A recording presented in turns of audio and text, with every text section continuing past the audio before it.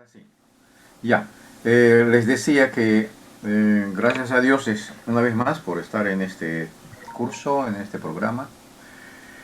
Y hoy día vamos a tocar un tema que a veces ha sido controversial en algunas ocasiones, sobre todo quienes estamos en el trabajo ministerial, ¿no? En el trabajo pastoral. Eh, También en alguna manera todos nosotros tenemos un criterio, más o menos se ha formado, de cómo tenemos nosotros que educar a nuestros hijos, y dentro de ellos de nosotros, o muchos consideramos que definitivamente tiene que haber disciplina en los chicos, ¿no? ¿Qué disciplina vamos a aplicar, o cómo la vamos a aplicar, o cómo la debemos aplicar? Algunos, algunos padres, quizás por el entorno en el que han estado, o de dónde vienen, han sido muy rígidamente o muy severamente disciplinados, con mucha severidad. eh, Han decidido ellos cambiar el sistema y han dejado que sus hijos, de repente, la disciplina que ellos necesitan o necesitaban, no aplicarla, sino dejarla que los chicos crezcan sin esa especie de miedo, porque es muy probable que ha producido en ellos mucho temor, mucho miedo, mucha frustración o mucha postergación de quizás lo que han deseado, lo que han soñado, lo que han sentido, por la forma de la disciplina como se han aplicado en las casas, ¿verdad? En nuestros hogares. Cada uno de ustedes puede hacerse un análisis, por ejemplo, de cómo ustedes han disciplinado a sus hijos, y cómo también ustedes están aplicando la disciplina en sus iglesias, ¿no? Los procesos disciplinarios eclesiásticos que hacen. Eh, Hoy se tiene muchísima información sobre estas cosas, y que nos están dando más luces en realidad respecto a los procesos disciplinarios. Y estas luces puede quizás un poco contrariar nuestra interpretación teológica quizás, pero creo que tenemos que mirarlo por el lado positivo, por el lado de repente un poco como recibiendo más luces de lo que significa la disciplina, ¿no? Los temas que hemos empezado a tocar, y desde que he empezado a enseñar yo esta parte psicológica en los chicos, ya muchos pastores han tenido ciertas preguntas, y algunos bastante preocupados también, ¿no? En el sentido de que al hijo hay que disciplinarlo, y la relación que se hace siempre con la disciplina es con el látigo, ¿no? Es la figura del látigo, y que antiguamente se ha disciplinado de esa manera a los chicos, ¿no? Y la conclusión que se tiene es que ningún chico se ha malogrado, todos los que han recibido disciplina son chicos sanos, han sido hombres y mujeres que han sabido ser correctos, etcétera, etcétera. Y quienes no han tenido ese tipo de disciplina, entonces son displicentes, han terminado siendo delincuentes, etcétera, etcétera, etcétera, ¿no? Entonces, esa era la discusión, ¿no? Entonces, cuando entramos al tema un poco más de combinación, por así decir, con estos encuentros, verdaderamente quizás nos hemos estado, no equivocándonos, sino no teniendo la claridad adecuada, quizás, para el asunto de la disciplina. No voy a tocar exactamente ninguna interpretación teológica sobre esto, sino vamos a trabajar en lo que sí nos brinda el material. Habiendo hecho este preámbulo, entonces voy a plantearles, por favor, si en el proceso quisieran hacer alguna pregunta y creen que se les puede ir, y no, a veces se va y no lo pueden apuntar, me interrumpen un ratito, y podemos aclarar o ampliar la pregunta. Voy a proyectar entonces con ustedes el material que tenemos para esta tarde. Bien, allí está el material. Lo pueden ver ya en sus pantallas. Por favor, indíquenme para poder tener la claridad que ya lo tienen. Sí, ya le estamos mirando en la pantalla. Muy bien. Entonces allí encontramos disciplina positiva. Y cuando estamos hablando de positiva, entonces también podríamos suponer que hay una disciplina negativa, ¿no? Vamos a ver solo esta parte, lo que es la positiva con los hijos, ¿no? Habiendo hecho también ese preámbulo, yo quiero un poco referir a la psicoterapeuta, la Kathy Harling, que va a decir sobre la disciplina positiva con los hijos. La gente espera que los berrinches desaparezcan después de los primeros 3 años de vida, pero no es así como funciona. ¿Has visto alguna vez a un adulto gritando por algo sin sentido?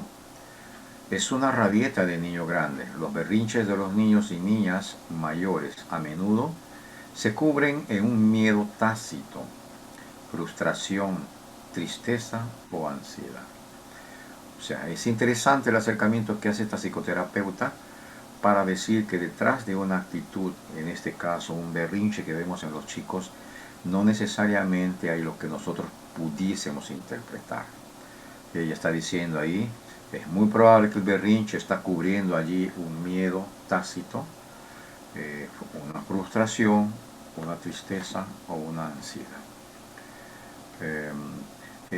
Hay un tema que después vamos a ver más adelante, me parece que es el 311, que va a ahondar un poquito más en esta temática sobre la figura del miedo tácito, la frustración, la tristeza o la ansiedad, ¿no?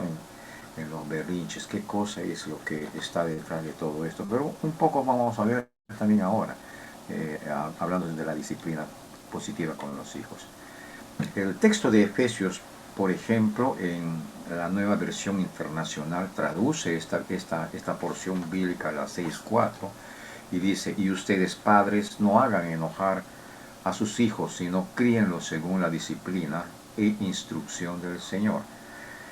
La pregunta que uno se hace cuando uno ve este texto y dice, ustedes padres no hagan enojar a sus hijos. ¿Cómo es esto de según la disciplina e instrucción del Señor? ¿Dónde encontramos un detalle sobre esto exactamente? ¿Dónde encontramos con indicaciones precisas, así es como que tienes que criar a tu hijo? Específicamente en un lugar no lo encontramos, ¿no? Lo que encontramos es porciones que están incorporados a través de todo lo que es la escritura. Yo no tendría que hacer una especie de un tratado que sale de las escrituras respecto a cómo es esa disciplina e instrucción en el Señor, ¿no? Tenemos ideas, por supuesto, de varios de ellos, y lo que pues más puede primar es el texto que dice disciplina a tu hijo, ¿no? Adecuadamente, o si no simplemente dice con la vara. También hay un término que aparece por allí, ¿no? Pero el verso, este mismo verso en la traducción La Reina Valera dice así, y vosotros padres no provoquéis a ira a vuestros hijos, sino criarlos en disciplina y amonestación del Señor. ¿Cómo? ¿Por qué es lo que dice no provoquen, no? Entonces, ¿lo disciplino o no lo disciplino? ¿A qué se está refiriendo el texto bíblico? Y en uno dice no hagas enojar, y en el otro dice no provoques a tu hijo, sino hazlo en disciplina y amonestación. Y en el otro disciplina e instrucción. Esos dos términos, entonces, ¿qué es lo que quisiera entenderse acerca de lo que es disciplina, instrucción o amonestación, ¿no? Entonces, dejo esto un poco allí para ir viendo más adelante en el proceso. Colosenses, Pablo, quien está haciendo estos escritos es Pablo, ¿no? No olvidemos que Pablo ha sido un gran maestro criado a los pies de Gamaliel. Y Gamaliel ha sido uno de los maestros más eminentes de la época, ¿no? Ha sido un maestro, un monstruo, por así decirlo, un erudito, ¿no? Quien ha estado enseñando a Pablo, ¿no? Y por eso es que Pablo, cuando escribe con contundencia, con conocimiento de causa, ¿no? Entonces, allí en Colosenses, en la Reina Valera 60, va a decir, padres, no exasperéis a vuestros hijos para que no se desaliente. Ya nos está dando un poco más de luces de lo que Pablo está queriendo decir hace un momento, de que no provoquen o no exasperen a sus hijos en este término de aquí, y en la anterior que hemos visto es no provoquen, ¿no? O no los hagan enojar. Entonces allí estamos viendo que en cierto modo, cuando la disciplina, por ejemplo, no es adecuada o no responde específicamente a algo, es probable que se puede desalentar, ¿no? El chico. Y cuando estamos hablando también de exasperar, ese término más o menos tiene que ver con esta irritación que se hace, por ejemplo, con la ortiga. Cuando uno pasa la ortiga en el cuerpo, la piel es como que se exaspera, hay una irritación, ¿no? A eso se está refiriendo Pablo, ¿no? Y en el 6.4, la versión, haciéndola esta comparación con Colosenses con la 6.4, dice: vosotros padres no provoquéis a ir a vuestros hijos, sino criados en disciplina y amonestación del Señor. La pregunta entonces que está quedando aquí en el aire es: ¿y cómo es que tenemos que criar a nuestros hijos? ¿Quiénes tienen que ser instruidos en realidad primero? ¿Podemos nosotros aplicar disciplina si no hemos sido instruidos? Entonces nos queda allí la pregunta en el aire: entonces, ¿cómo es que educan las personas que no tienen la palabra, que no conocen los lineamientos bíblicos? ¿Cómo es esa disciplina, ¿no? Si tomamos estos textos, ¿verdad? Muy bien.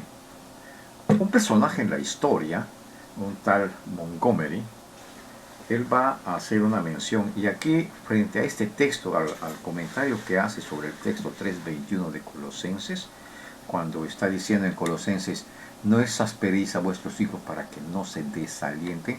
O sea, da a entender que si nosotros exasperamos a nuestros hijos, ellos se desalientan, no están animados, ya no quieren seguir adelante, se sienten menospreciados, rechazados, desalentados, sin valor a querer seguir adelante, están totalmente, ¿no?, decaídos.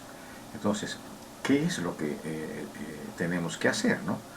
En alguna parte, en algún pasaje también dice: no provoquéis a vuestros hijos, no sea que también estos se vuelvan contra vosotros, para referir que se pueden envilecer, ¿no?, al final, ¿no?, con esta figura de si nosotros aplicamos una disciplina inadecuada, ¿no? Pero mira lo que dice Montgomery, dice: combina la disciplina y el estímulo. Interesante. Combina la disciplina y el estímulo.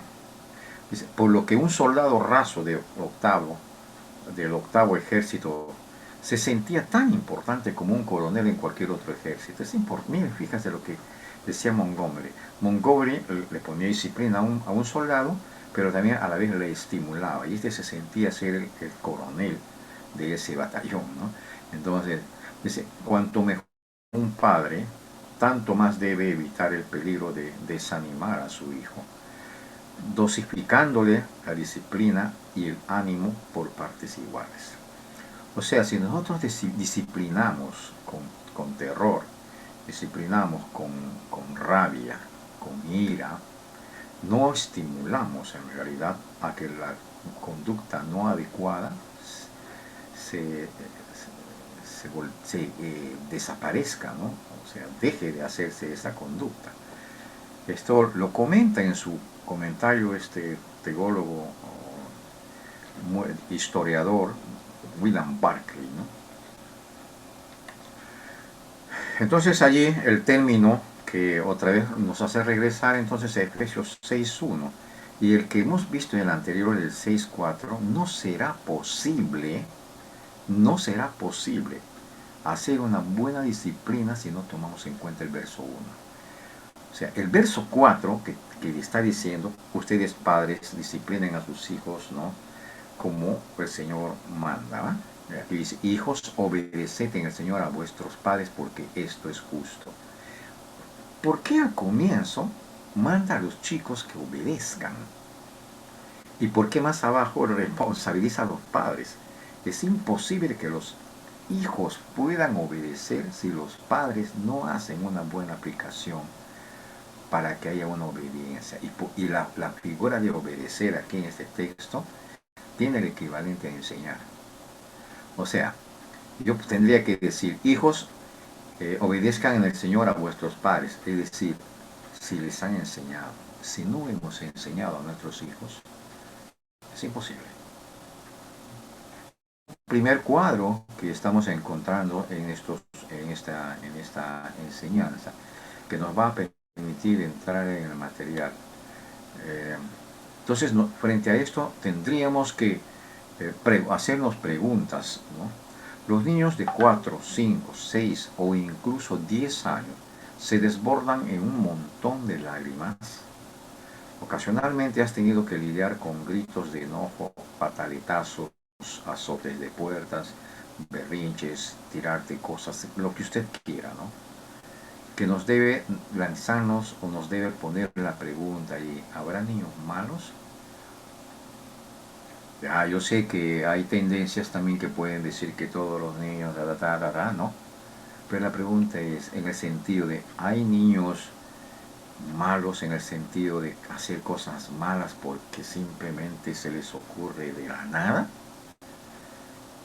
Esa es una de las preguntas que tenemos que hacernos para que nosotros podamos ver este material, ¿no? Entonces, cuando estamos hablando entonces de los berrinches, hay berrinches en los niños, ¿no? Y las expresiones pueden ser diferentes de unos a otros en la forma como quieren lograr llamar la atención o cómo quieren ellos expresar esa necesidad de algo, ¿no?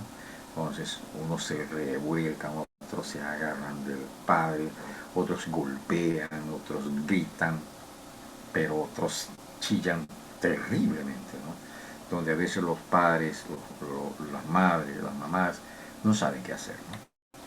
Pero no es solamente en los niños, ¿no? En los adolescentes también, ¿no? Le da ciertas pataletas y esto y hasta en los adultos, ¿no?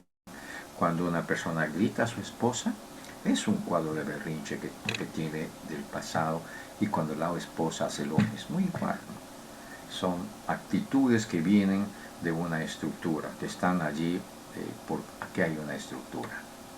Entonces, un berrinche de un niño o de una niña, ¿qué es lo que solemos hacer nosotros cuando vemos un berrinche? Miren ustedes las tipificaciones que nosotros damos cuando encontramos un berrinche. ¿Veces? Es un niño difícil,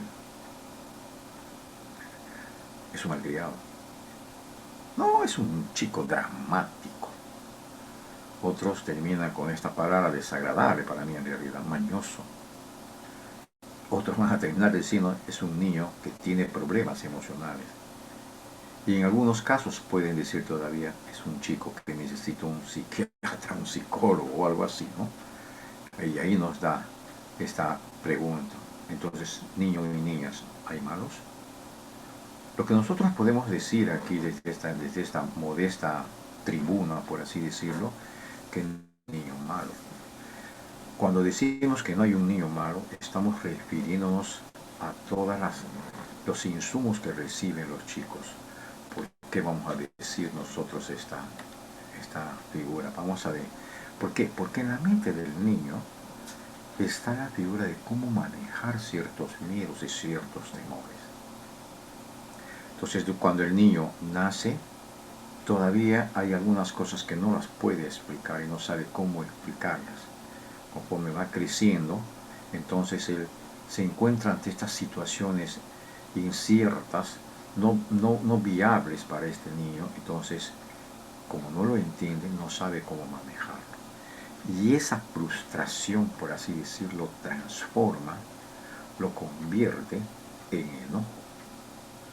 Y normalmente el enojo puede producirle al menos cierto nivel de cómo es que se está expresando, o puede hacer arremeter contra alguien. Entonces puede romper una vitrina, puede golpear a la madre en los ojos, uno no lo sabe, o puede simplemente lograr un aislamiento brutal, muy severo, de no querer hablar con nadie, y se hace daño a sí mismo y también tiene un problema hacia los demás. Esto es lo que en realidad produce un berrinche, o lo que está detrás de un berrinche. Entonces, normalmente los padres lo que tenemos que hacer esta pregunta es ¿cómo podemos ayudar en el manejo de sus emociones? Porque detrás de esto son sus emociones las que están de por medio. Entonces, en la mente del niño está cómo manejar esto.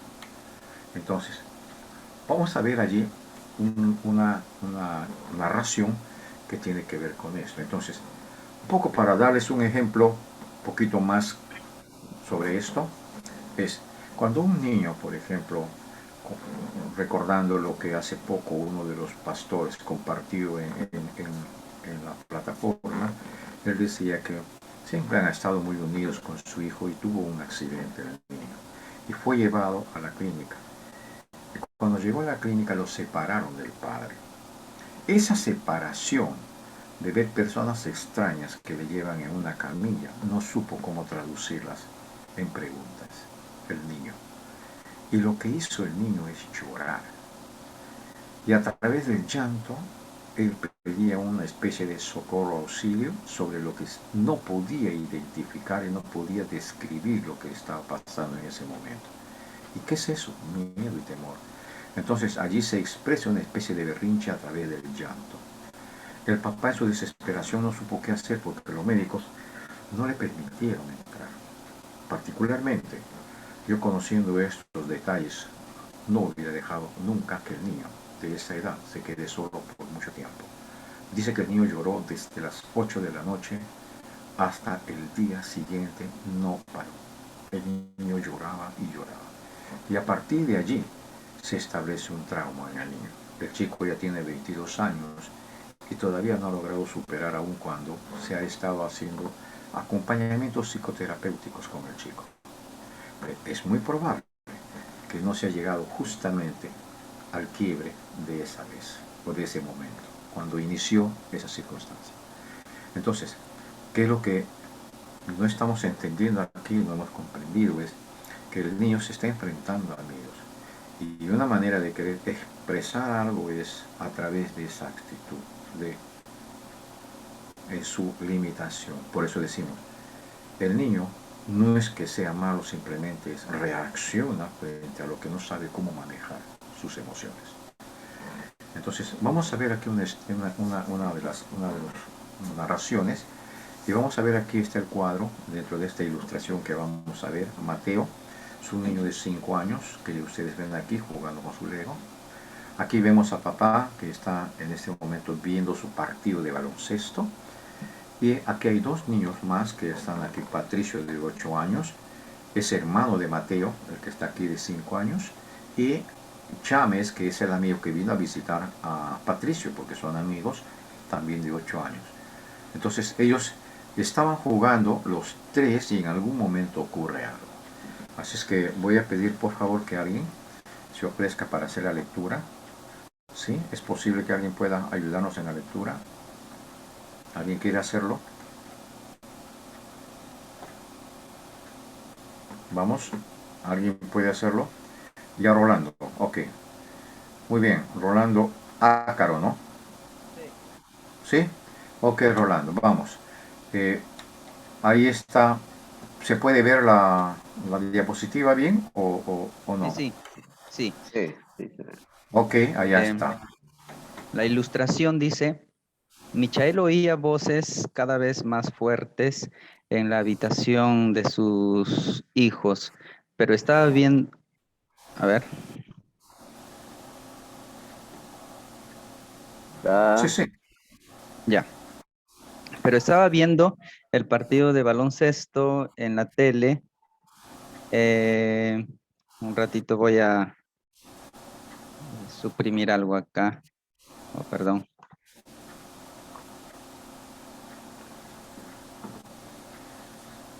Ya. Ah, ok, ahí sí ya. Estaba teniendo una interferencia acá. Pero estaba, Ok. dice, viendo el partido de baloncesto en la tele y decidió esperar a los anuncios antes de ir a ver. Eh, Patricio, su hijo de 8 años, y James, amigo de Patricio, se habían pasado la última media hora organizando y clasificando con esmero centenares de piezas de Lego. Patricio había utilizado su asignación mensual para comprar una caja de herramientas en la que había asignado un comportamiento para las cabezas, eh, torsos, cascos, espadas, sables de luz, varitas mágicas, hachas y cualquier cosa que se les hubiera ocurrido a los creativos genios daneses. Los chicos estaban en un paraíso organizativo. Sigue. El problema era que Patricio y James cada vez dejaban más de lado a Mateo, hijo de 5 años de Michael, Los tres niños habían iniciado el proyecto juntos, pero con el tiempo los mayores tenían la impresión de que su complejo sistema de categorías era incomprensible para Mateo. Por eso no le dejaban participar en la actividad. Pie de entrada de las voces en aumento. Michelle no llegó a ver los anuncios, los gritos le hicieron saber que debía intervenir de inmediato, pero no fue lo bastante rápido. Cuando aún le faltaban 3 pasos para llegar al cuarto de los chicos, apenas 3 pasos, oyó el inconfundible sonido de cientos de piezas de Lego esparciéndose de golpe por el suelo de madera. Sí, Tres ya. pasos, tres pasos después fue testigo del caos y la carnicería, Carnicería. ¿no? Una absoluta masacre. Cabezas de decapitados yacían desparramadas por toda la habitación junto a cuerpos sin brazos y armas tan medievales como futuristas. Un arco iris de confusión se extendía desde el umbral hasta el armario del otro lado. Junto a la caja de herramientas volcada estaba el enfurruñado y enrojecido Mateo de 5 años, dirigiendo a Michelle una mirada a la vez desafiante y aterrada. Mientras se volvía hacia su hijo mayor que gritó, siempre lo estropea todo. Y salió del cuarto llorando, seguido de un avergonzado e incómodo James. Vaya momento disciplinario. Ahora sus dos hijos, estaban vociferando con un amigo entre dos fuegos y el propio Michel furioso. No es solo que Mateo hubiera echado a perder todo el trabajo de los dos chicos mayores, sino que ahora en el cuarto reinaba un desorden descomunal que había que recoger. Si alguna vez has sido del dolor de pisar una pieza de Lego, sabrás por qué se descartaba la opción de dejar todo aquel desparrame, por el suelo. Y además estaba perdiéndose el partido de baloncesto. La reacción Sigue. primaria, reactiva. Michelle decidió dirigirse primero a Mateo y hablar luego con los mayores. Su impulso inicial fue plantarse frente al pequeño, agitar el dedo frente a su cara y reñirle por haber tirado el contenido de la caja. Como estaba enfadado, quería aplicar un castigo enseguida. Quería gritar, ¿por qué has hecho esto? Quería decir algo sobre no jugar nunca más con Ground y luego añadir, ¿ves por qué no querían dejarte jugar con sus legos? La reacción primaria, cerebro primitivo límbico. La reacción pensada proactiva.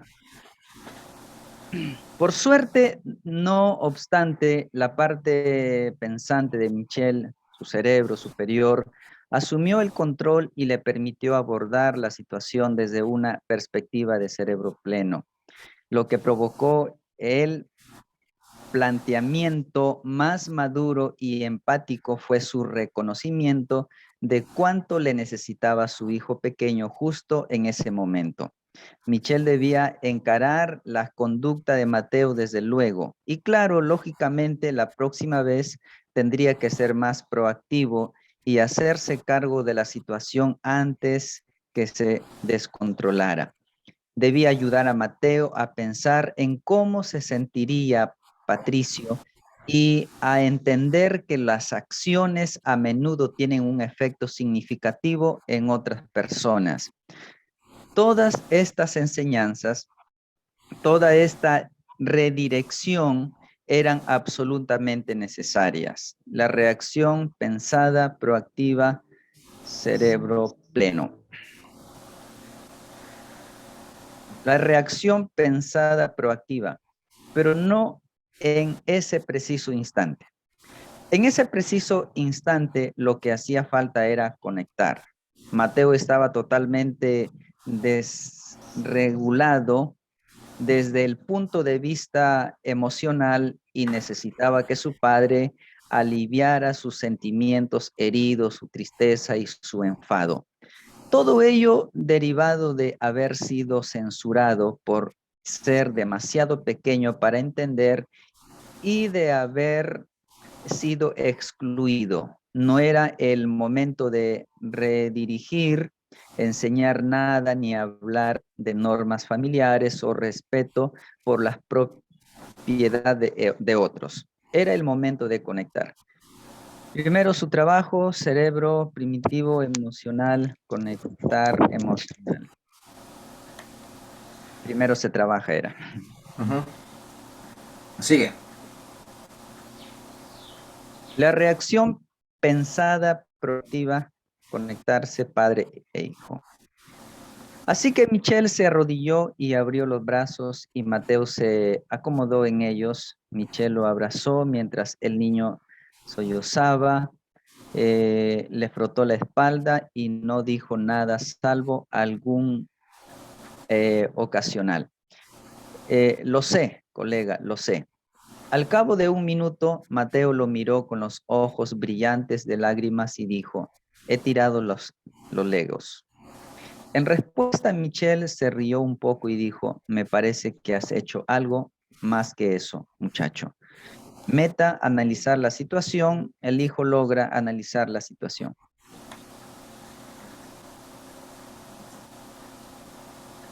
Sigue. La reacción pensada proactiva, logro conectarse, comprender. Mateo embozó una sonrisita y en ese instante Michelle comprendió que podía pasar a la parte redirectora de la disciplina y ayudar a su hijo a comprender algunas lecciones importantes sobre empatía y manifestaciones adecuadas de sentimientos fuertes. Ahora Mateo era capaz de escuchar a su padre. La conexión y el consuelo de Michelle habían permitido al niño trasladarse de un estado reactivo a otro receptivo, donde pudiera escuchar a su padre y aprender. Hijo capaz de escuchar, meta, empatizar, comprensión, redireccionar. Muy bien. Hasta allí nomás. Ok. Vamos a hacer un resumen de nuevo para hacer el análisis de todo este material. Empezamos allí. Los chicos están jugando, ¿no? Y conforme van avanzando con el juego, se dan cuenta que el niño, por su categoría de niño, no logra todavía entrar en la parte compleja en la que ya están Patricio y James. James es el amigo y Patricio es su hermanito. Entonces lo que van haciendo es, lo van haciéndole a un lado y llega un momento en el que Mateo ha sido relegado. Primera cosa que vamos a ver allí es, ¿cómo cree que se siente un chico que ha sido rechazado? Un chico que ha sido arrancado del espacio donde están allí dando riendas sueltas, imagínense, al desarrollo intelectual cognitivo de su inteligencia. O sea, él se sentía como que no le están quitando la comida cerebral, el alimento cerebral. Y esto va produciendo en él esta frustración.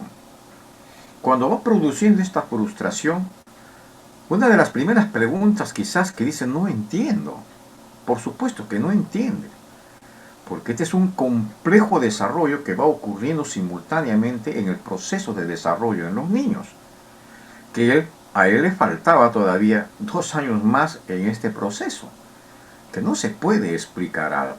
El niño no puede intuir ni puede adivinar.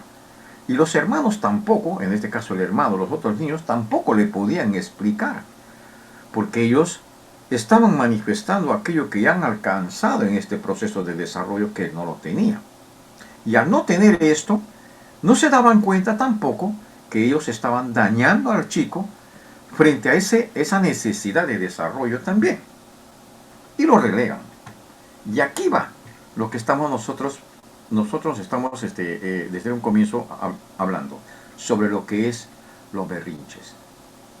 Mismo Chavo del Ocho, llega un momento en el que esa acumulación de frustraciones tocó la parte de su cerebro límbico, en sus emociones, frustraciones, y produce en él una reacción totalmente inexperimentado en Mateo. Él no conocía esta reacción que podía salir de él. ¿Ya? Y sale y lo que hace es, sin medir consecuencias, destroza a patada limpia, no lo sabemos, pero lo que dice allí es torsos y cabezas allí de todo lo que habían estado armando, un equipo de juegos que había comprado Patricio con sus propinitas, ¿no? Para ir formando cabecitas, torsos, sablecitos de luz, estos mismos que hay en estos juegos que uno lo ve, todo destrozado.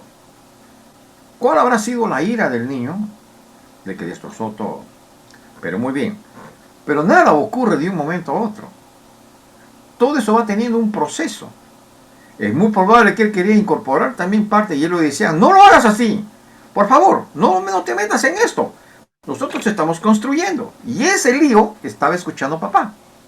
Pero papá estaba metido en su partido de baloncesto.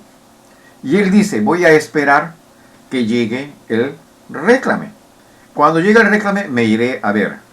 Es que las figuras de lo que son los procesos cognitivos no es pues cuando yo quiero. Ocurren y las señales se dan. Cuando nosotros vemos las señales, significa que nosotros tenemos que inmediatamente reaccionar para que el proceso disciplinario no pase por las experiencias que está pasando en este caso Mateo. Y que también estaban pasando, iban a empezar a pasar James y Patricio. Entonces él se da cuenta de que no era necesario todavía ir, pero cuando ya escucha la reacción del chico, él tiene que dejar el baloncesto. Y se fue a ver.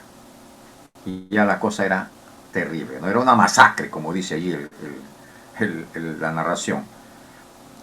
¿Qué hace el chico? Los dos niños reaccionan brutalmente y expresan, parece lo que siempre estaba ocurriendo con Mateo. Siempre lo arruinas todo y lo increpan al niño. O sea, encima de que no lograba entender la situación Mateo, porque es que lo habían relegado, que son procesos cognitivos que pasan todos los niños dentro de esas etapas, recibe todavía allí una más, ¿no? De rechazo y de desprecio. Siempre lo arruinas todo para certificar que esa conducta que tiene él era del chico malo. Miren, el chico malo, y lo estaban ratificando una vez más. Ahora, póngase a pensar usted en este niño, que ya parece que no era la primera vez, porque al haber expresado esto, el chico siempre arruinas todo. Quiere decir que han habido otros momentos que no ha sido el niño ayudado, o no ha sido el niño orientado. Muy bien, ocurre todo esto, viene papá, y acá vamos a ver la reacción del padre. La primera intención que tenemos nosotros, y eso es lo que hacemos, es reventamos al que ha hecho tal destrozo. Porque no vamos a ir, ¿no? Vemos la desgracia que ha hecho el otro chico y le agarramos y le metemos una palmada, ¿no? Váyase a su cuarto y no me va a jugar más. La pregunta es, ¿estoy corrigiendo? ¿Estoy logrando disciplinar a mi hijo? Definitivamente no. Estas son las partes que nosotros necesitamos conocer para que nosotros como terapeutas podamos nosotros reorientar a los padres que están en proceso de acompañamiento en la crianza de sus hijos. Los niños necesitan ser educados, necesitan ser entendidos para poder comprender las reacciones que ellos tienen. Entonces, allí vamos a ver que nosotros encontramos en el proceso, aquí, encontramos la reacción primaria que tenemos es ser reactivos. Y la figura reactiva es la expresión o la reacción primaria que tuvo Mateo frente a la frustración, reacciona. Y cuando papá llega, cuando Michel llega y se encuentra frente al cuadro, la primera cosa también que quiso hacer es esto. ¿Por qué? Porque se conecta con el niño que está expresando lo que él también en algún momento en su vida lo tiene como parte de su estructura, y se conectan y se identifican. Nos identificamos. Y la reacción de padres así encolerizados por las cosas que amo, lo que hace es simplemente revivir la parte de nuestro sentimiento arcaico, o sea, nuestra estructura que viene desde la infancia. Y nos conectamos y somos dos niños peleando allí. Es imposible entonces que dos personas con comportamientos reactivos puedan educar el uno al otro. No es posible. Porque el niño arrastra a Michel y Michel se pone en la misma altura del niño. Pero Michel, como es el padre, la figura autoritaria, la figura de autoritatividad, va a imponerse sobre el niño y el niño va a tener que soportar la paliza o lo que sea, pero no va a lograr ninguna construcción de nada. Esto es lo que pasa. Entonces, ¿qué es lo que hace allí? Allí vamos a ir recordando nosotros los estados del yo. Él es el padre y tiene que aparecer como el que protege al niño. Pero para proteger tiene que combinar también su estado yo y que deje guardando a su estado niño, para que no se conecte con su hijo y caiga también siendo arrastrado al nivel del niño, y desde esa posición no va a poder ayudar. Entonces deja que su parte de adulto yo trabaje. Y entonces allí vamos a encontrar que la primera reacción entonces primaria que tenemos es el cerebro primitivo. Es la parte límbica. Es la parte que tiene que ver con nuestras emociones. Y esa es la que no debe primar en un proceso disciplinario, si nosotros queremos hacer una disciplina positiva. Entonces, frente a esa reacción reactiva, nosotros lo que debemos optar es dejar la conducta reactiva para pasar a una reacción proactiva. Proactiva tiene que ver entonces que tiene que ser una reacción pensada con el cerebro pleno. Esto es lo que nosotros tenemos que ver. ¿Por qué? El estado superior, que es la corteza, la neocorteza, es la parte que tenemos en esta zona del cerebro, y que nosotros tenemos el cerebro medio en el centro, y esta otra parte es la límbica, que tiene que ver con controlar todas nuestras emociones. Entonces, él pasa de ese estado emocional, pasa a la parte de cerebro pleno. Combina la parte derecha con la parte izquierda. Ustedes saben que la parte izquierda es la parte reflexiva y la parte derecha es la parte que domina las emociones y está muy conectado también con lo que es el cerebro primitivo. Entonces, la figura proactiva es que tenemos que poner en funcionamiento el cerebro pleno. Eso significa dejar el dominio de la parte reactiva para que salga a aflorar la parte proactiva. Cuando sale entonces la parte proactiva, la primera cosa que se trabaja allí es el cerebro primitivo emocional. ¿Qué es lo que está haciendo ahora Michel? Se tiene que conectar con el niño con sus emociones. Pero desde el cerebro pleno sí podemos hacer esto.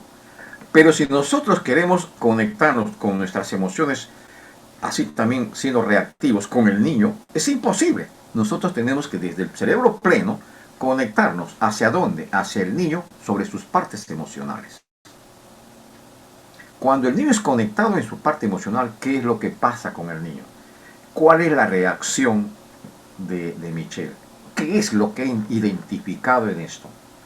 Punto 1.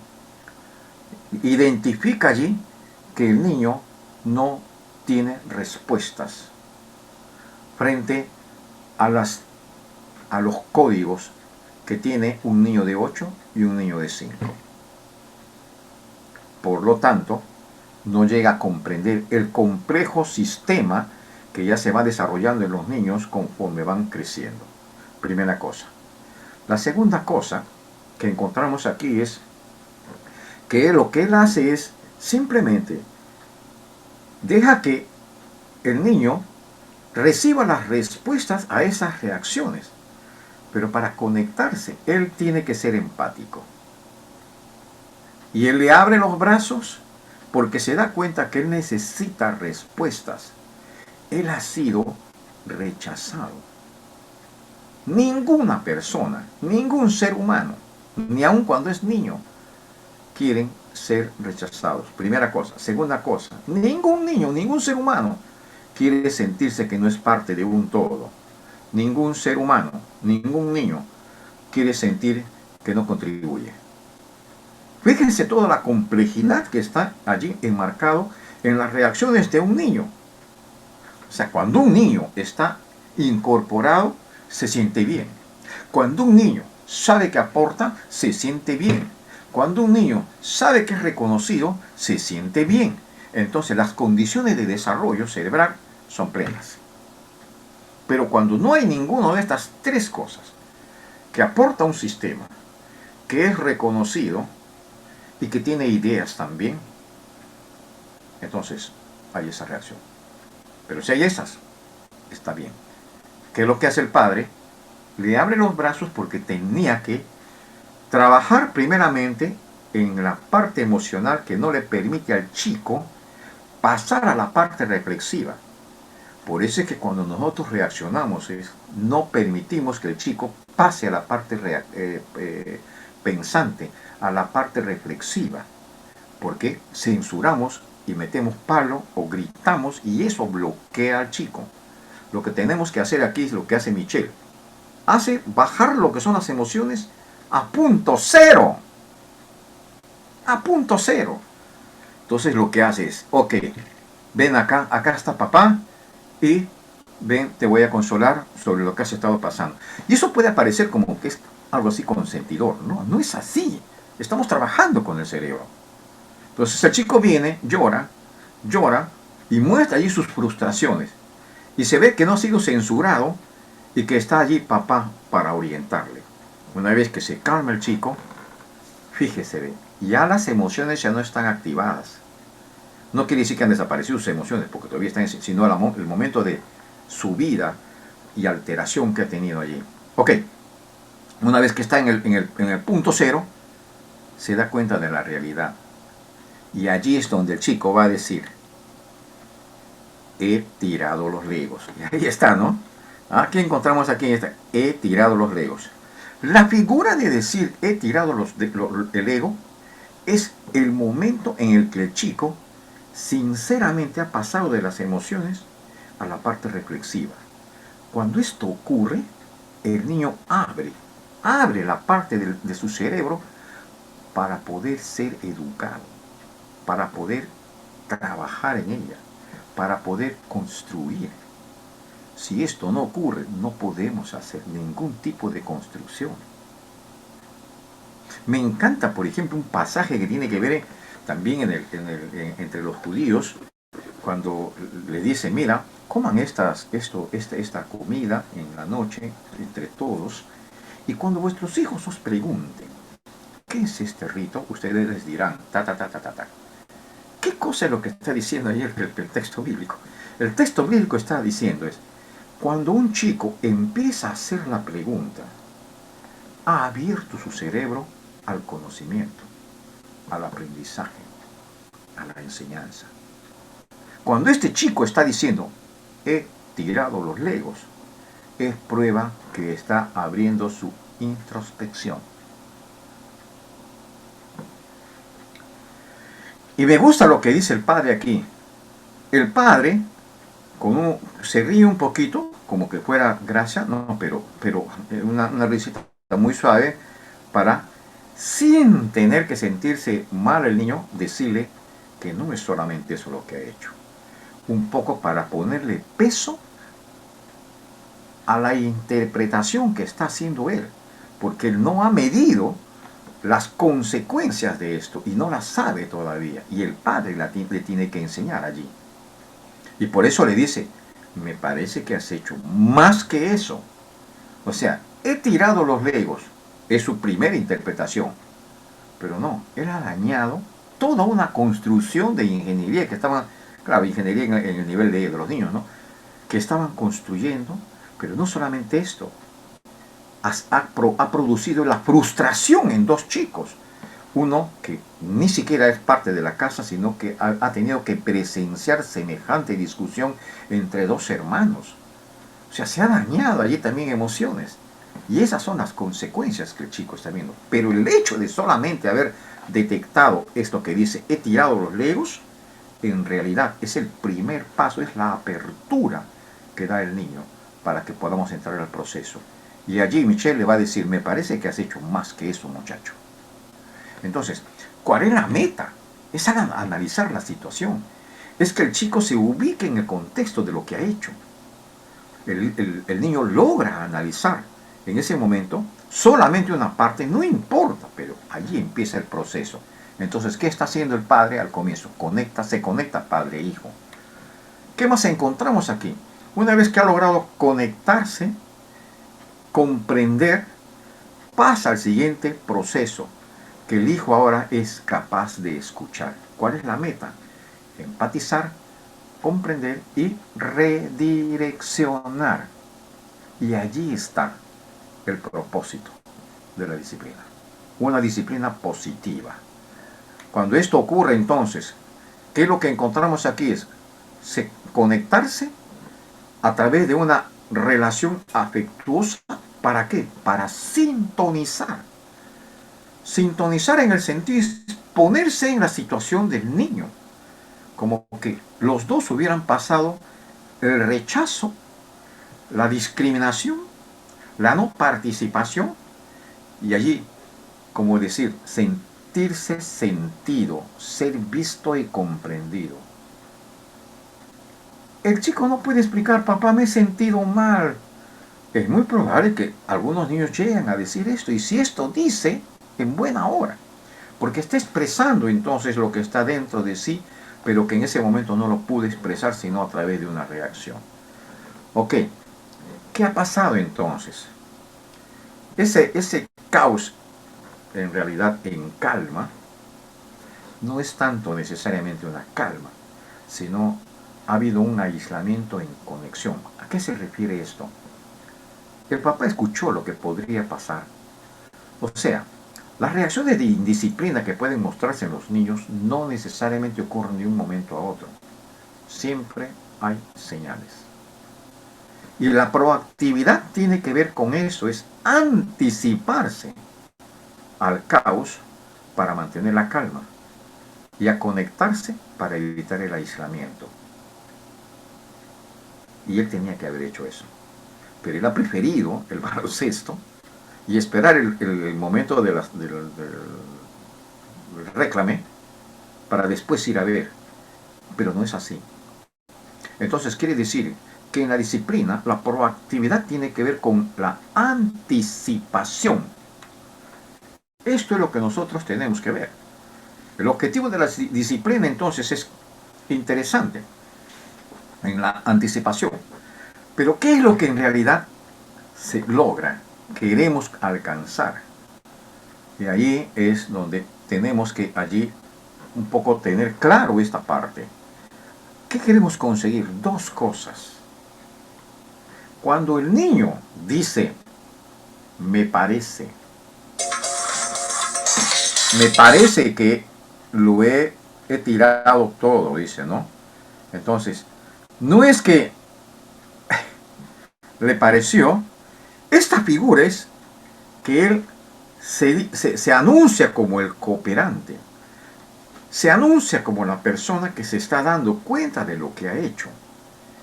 Esta es la primera cosa que nosotros tenemos que conseguir en la disciplina. Por eso es que inclusive en las disciplinas eclesiásticas, algunos hermanos, uno les dice el error, pero ellos no llegan a reconocerlo como parte, o si lo reconocen simplemente, no ha sido profundamente. porque por sí mismos no han logrado identificar, sino nosotros le hemos dicho. Y aquí, si ustedes recuerdan que cuando él vio al niño, quiso decir, esto no se hace aquí, él quiso poner las normas. Y le dice, en ese momento no era importante eso. ¿Por qué? Porque había una reacción de parte del niño que no era posible que pueda traspasar esto para poder redireccionar. Ha esperado que pase el momento de la altura y de la calentura para que el niño por sí mismo tenga que decir, he tirado los legos. Esta es la primera cosa que nosotros tenemos que conseguir, que la persona sea parte cooperante en el proceso. La primera cosa. La segunda cosa es, cuando el niño abre su mente, entonces podemos construir. ¿Qué vamos a construir? En su cerebro. La capacidad de que pueda reflexionar sobre lo que ha hecho, el daño que ha podido haber hecho, las consecuencias que está teniendo en ese momento sobre las otras personas. Ese es el asunto dentro de la disciplina positiva. Lo que tenemos que hacer es que el niño empiece a trabajar su cerebro pleno. Así de simple. Dos cosas entonces. La cooperación es que el niño contribuya con este proceso. Él se da cuenta para que pueda restaurarse. Y la otra es, la oportunidad es, nos abre y nos dice, papá, enséñame. Estoy parafraseando todo esto. Esto es lo que nosotros tenemos que construir dentro de estos procesos. Hasta aquí, ¿hay alguna pregunta?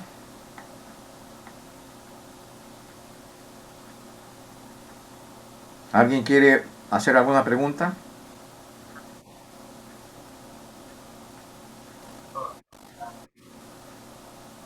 Dígame.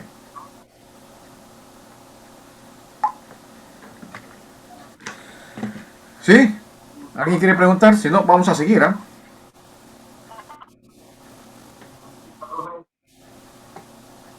A ver, ¿quién quiere hacer pregunta?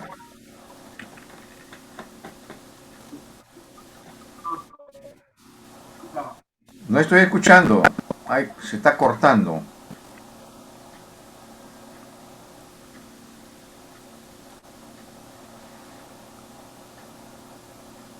¿Hay preguntas o no?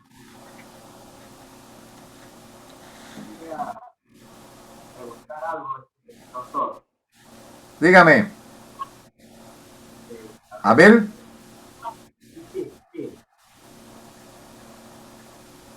Usualmente lo que hacemos es reaccionar, tratando de llamar la atención al niño, corrigiéndole, y a veces cuando hay terceras personas o adultos o visitas en la casa, a veces lo que tratamos es de corregir, ¿no? Porque siempre la mentalidad de las otras personas a veces es, no lo corrigen, hijo, no lo, no lo tratan de corregir de lo que está haciendo, ¿no? Y es ahí donde a veces actuamos con esa actitud reactiva, como se dice, ¿no? Entonces, es interesante ver cómo actúa acá el padre para no herir más a su hijo, ¿no? Y bueno, hoy, las dificultades que tenemos, yo tengo un niño de 8 años y él es único en la casa. Y bueno, hay muchas circunstancias en las que cada día tengo que ir aprendiendo con él, porque siempre mi papel ha sido a veces el activo, ¿no? De llamar la atención, de castigar, de darle a la luz el daño que él está haciendo y a veces, como dice, a veces seguimos en la misma escuela, ¿no? Y qué bueno que haya estas oportunidades de poder ir un poco viendo para poder corregir algunas cosas que todavía estamos a veces a tiempo dentro de nuestra familia, ¿no? Bueno, eso quería comentar, profesor. Mira, lo que menciona, sí, nosotros estamos también, en cierto modo, arrastramos nosotros una forma A mí mis padres me han disciplinado muy duramente, ¿no? Pero no me he perdido. Sin embargo, cuánto más podría haber construido en mi mente, en mi cerebro, en la parte cognitiva, intelectual, mi padre si hubiera conocido elementos como los que estamos viendo ahora. Y lo que tú mencionas, esto es verdad.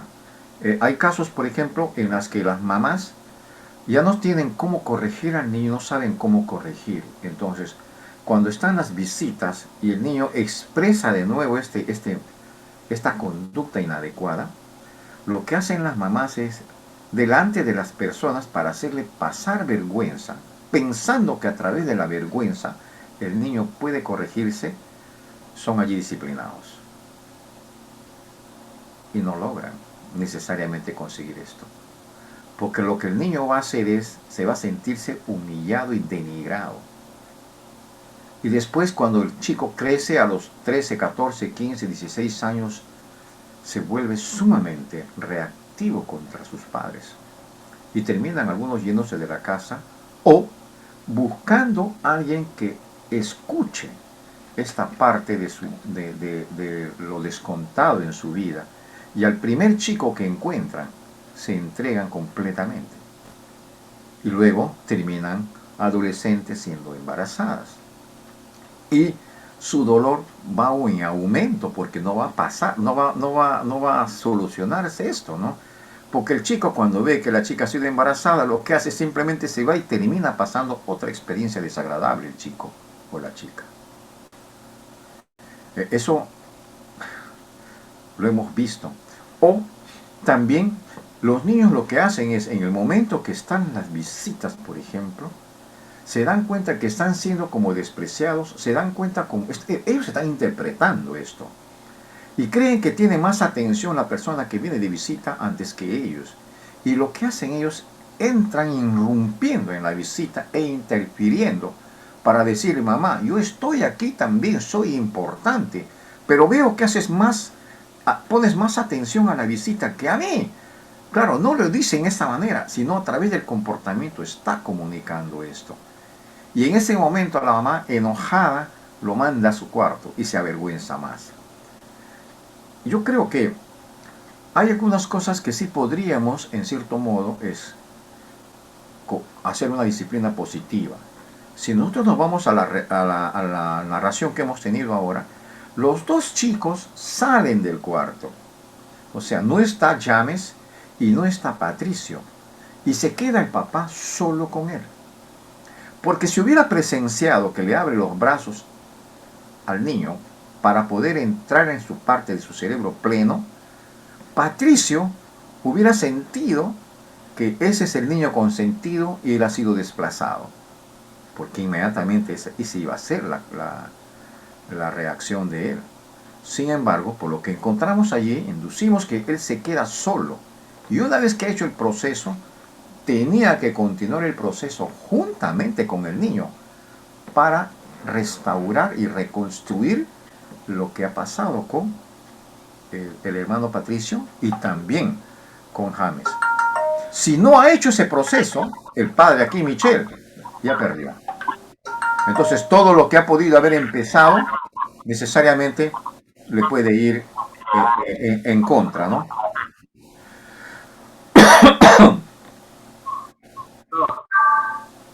¿Ya? Entonces, es muy probable, sí, tu comentario es, sí he podido entender porque he estado un poco con cierto, tu audio ha estado con cierto eco.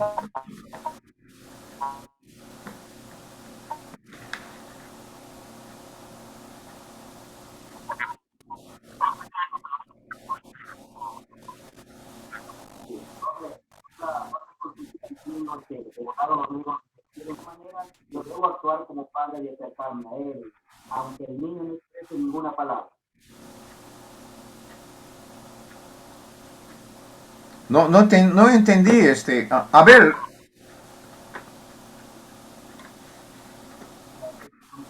Si el niño no hubiera dicho nada, si el niño se hubiera quedado mudo, molesto, o hubiera tomado la actitud de irse, por decir, dejándome solo, ¿cuál sería mi actitud?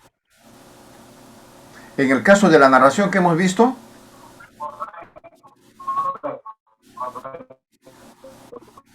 puedes escribirme por el chat.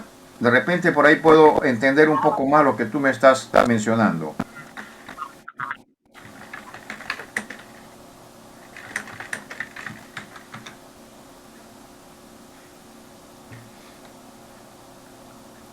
Bien.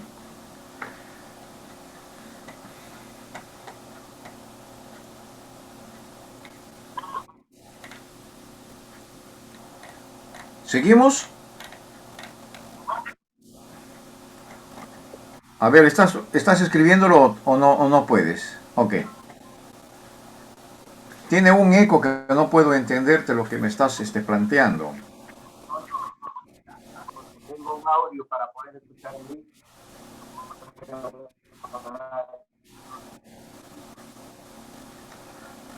¿Alguien está escuchando bien? ¿Me puede trasladar lo que está preocupando? A ver, Ahora sí. Rolando. No se logra escuchar. Sí, pues no se logra escuchar. No. Bien. No se entiende. Ahora sí me escucha mejor, profesor. Ahora sí. Sí, sí, Ahora sí.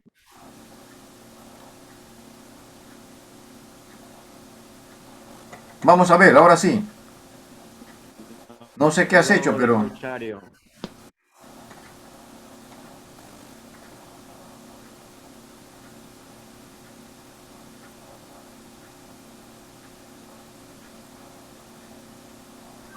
Ahora me escucha, profe. Excelente, ahora sí te puedo escuchar. Ya. Mi pregunta era, mi inquietud era si en el caso de la narración que hemos leído, si el niño se hubiera puesto en un papel de más prepotente, más molesto o salir de la escena, ¿cuál sería el actuar del padre en ese caso? La narración nos da a entender que el niño lo mira al padre furioso. Hay que entender que el niño sabe, en el fondo, lo que ha hecho. Y está esperando la reacción del padre.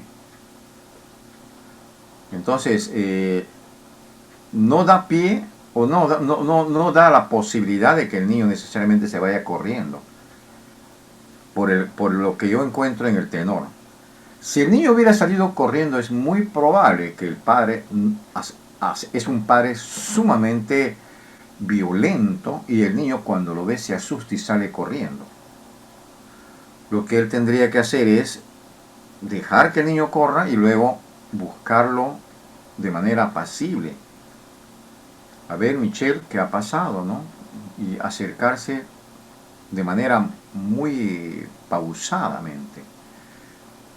Buscar al niño, que el niño de todas maneras necesita una respuesta.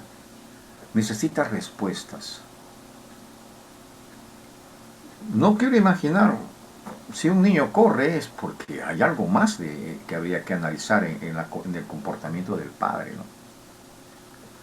Pero por lo que veo allí, según la narración, es que él estaba ya listo para ir a ver qué está pasando con los chicos cuando empiezan a tener ciertas señales de que podía haber un lío allí.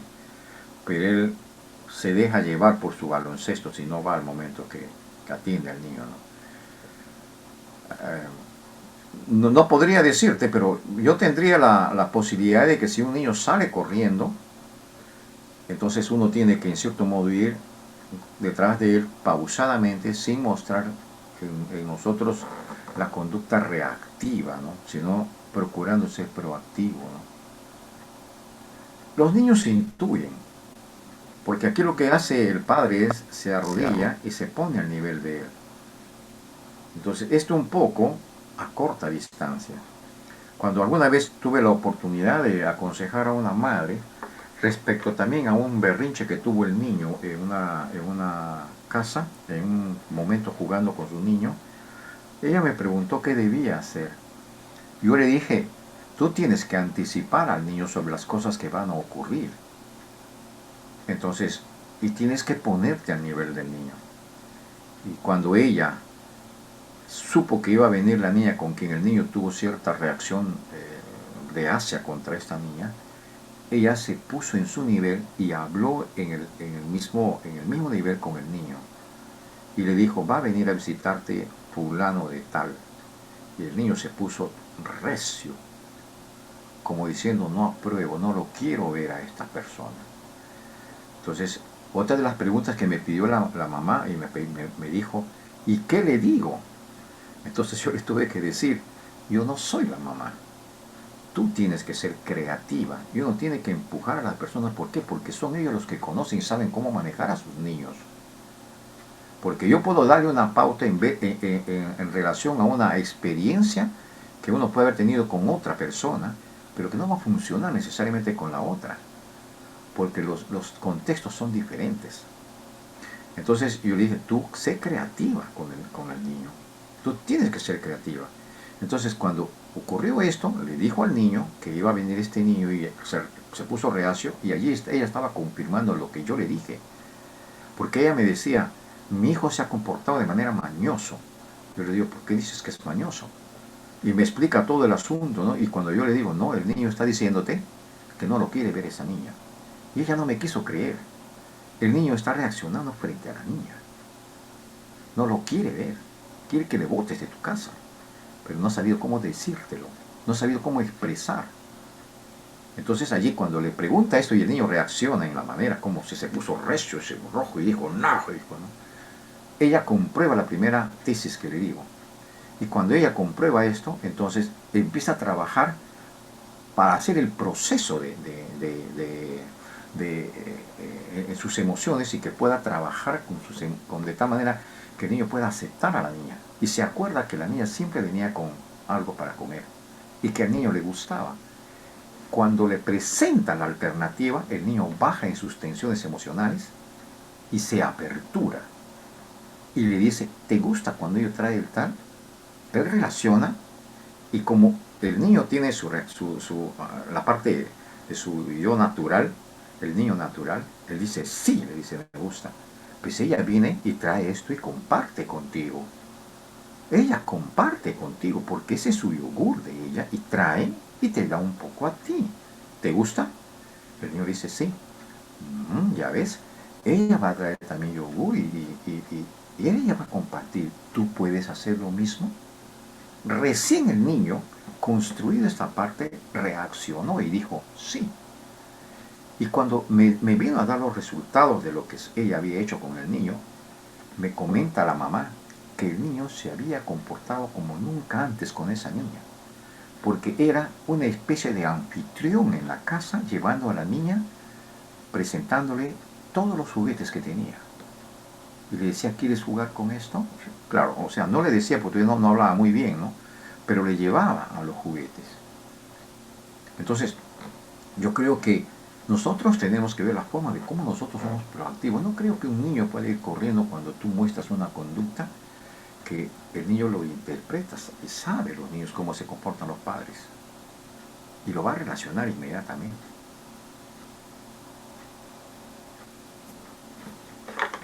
Ok.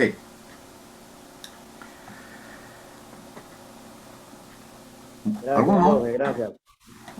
No hay de qué. ¿Alguna otra sugerencia, un aporte más que alguien quiera hacer en esta primera narración?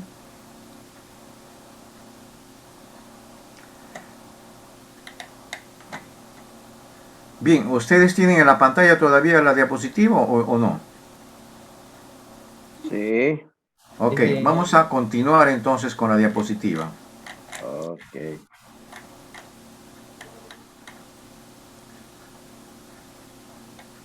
Entonces, siguiendo con lo que es llevar al enfoque reflexivo, entonces, ser proactivo entonces es ser receptivo y ser intencionado. Cuando hablamos de ser receptivos, hemos de ser intencionados y tomar decisiones conscientes basadas en principios en los que hemos pensado y estado de acuerdo con antelación. En el sentido de saber lo que quieres con el niño y lo que el niño está necesitando. Es recibir en expresiones no necesariamente verbalizados, sino en actitudes, ¿no? El niño se abraza del padre, solloza, una vez que solloza, se calma, luego expresa, se estaciona en el tiempo y contextualiza la situación y reacciona, ¿no? Entonces, recibe todas estas. Luego, recién a partir de esto, el papá muestra esa figura de bien intencionado. Significa tener en cuenta varias opciones. Y la opción es ponerse en el nivel del niño, abrir los brazos, dejar que el niño solloce. Una vez que solloce, escoge luego que lo que lleve a un enfoque reflexivo sobre los resultados buscados. El niño le dice: he botado los legos, me parece que es más que eso. Entonces el niño entra en este proceso, ¿no? Eso es la proactividad. Entonces allí vamos a ver que el objetivo de la disciplina, para ir reforzando lo que estamos viendo, es favorecer una buena conducta externa a corto plazo, crear una estructura cerebral interna que es a largo plazo. ¿A qué nos referimos cuando decimos que favorecer una buena conducta externa a corto plazo y crear una estructura cerebral interna a largo plazo?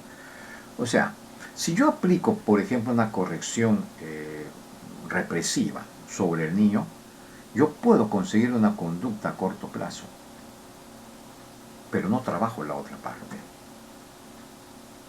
O sea, pude haber mandado al cuarto al niño y decir que tiene que comportarse bien, etcétera, etcétera. Voy a hacer el cuadro hipotético. Entonces el niño ha recibido una reprimenda muy severa, no ha entendido él, ni no la entiende.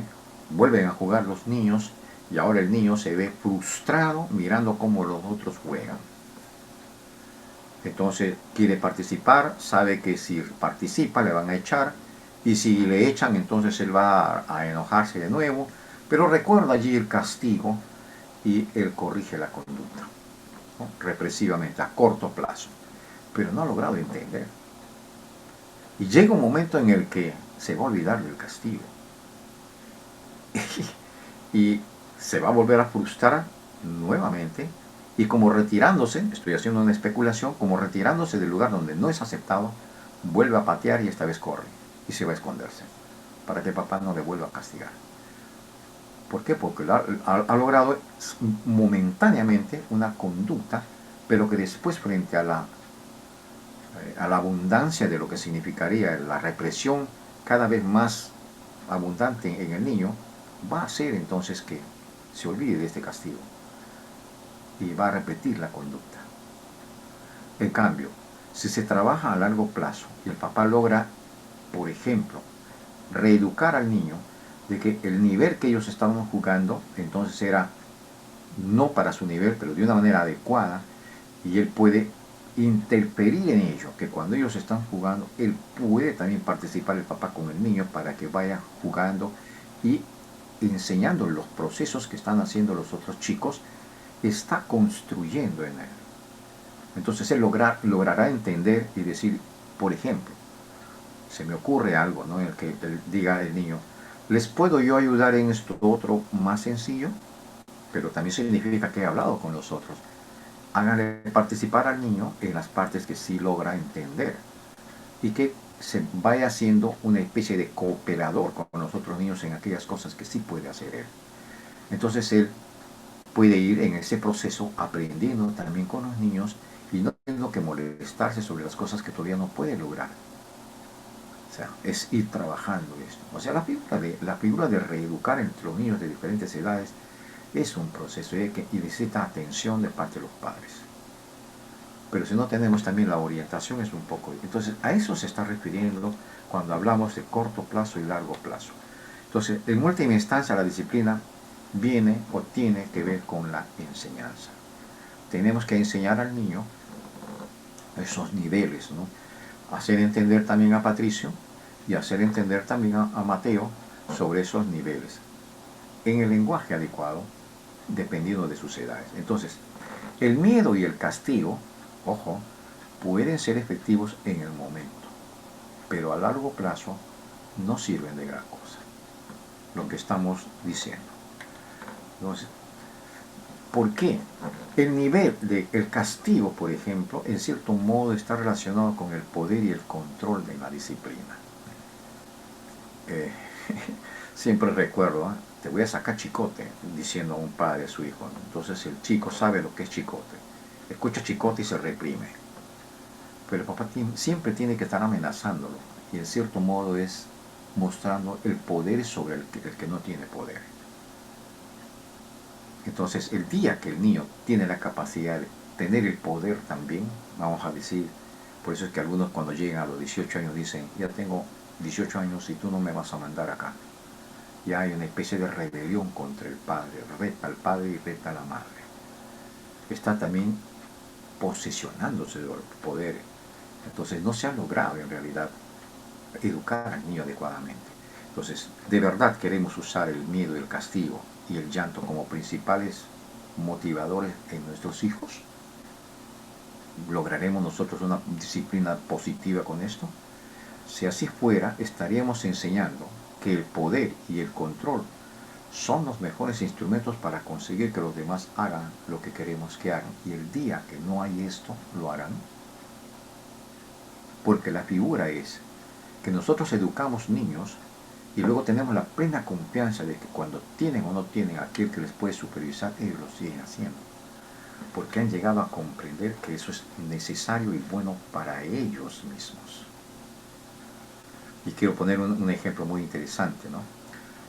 Manejando el auto, una persona me dice, póngase el cinturón para que no le multen. O sea, la multa termina siendo en realidad el motivador para que yo me ponga el cinturón. Entonces me pongo el cinturón para no pagar la multa, porque la multa es el elemento de disciplina para mí. Yo no tengo que hacer esto. Lo que yo tengo que hacer es de manera a la inversa.